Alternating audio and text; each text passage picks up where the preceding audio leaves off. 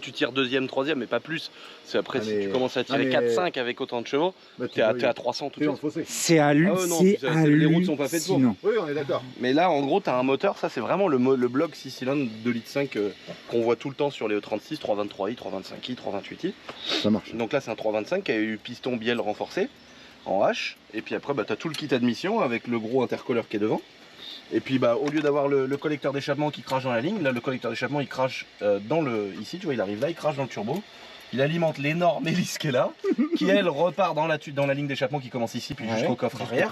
Et là cette grosse hélice, le corps froid, qu'on appelle le corps froid, lui il vient souffler dans un énorme tuyau qui passe dans la suralimentation qui est cachée là. Tu vois, les diamètres sont énormes quand il y a autant de puissance. Tu vois les diamètres. Parce que toi, t'as pas vu la vidéo quand il la présente. Mais non, alors moi les gars, faut savoir un truc, je n'ai pas vu la vidéo. Oui. Et là après ça arrive ici.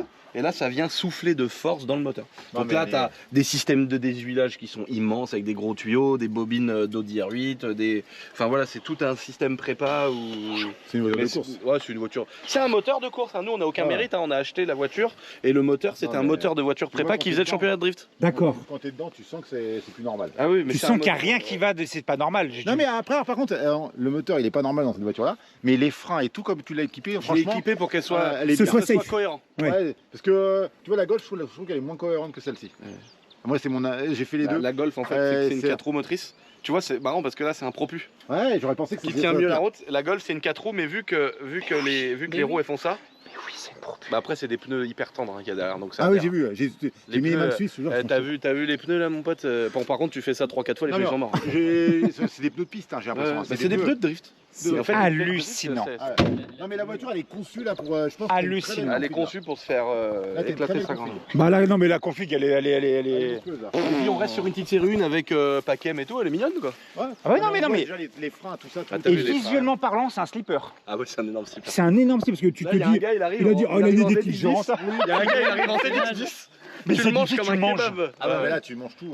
J'ai mangé des gens avec ma Golf, j'ai mangé une RC8 R là. Ah oui. Mais c'est horrible. Il a appelé Shiftech et tout, le gars il a dit oh putain c'était moi. Qu'est-ce qu'elle a sa voiture?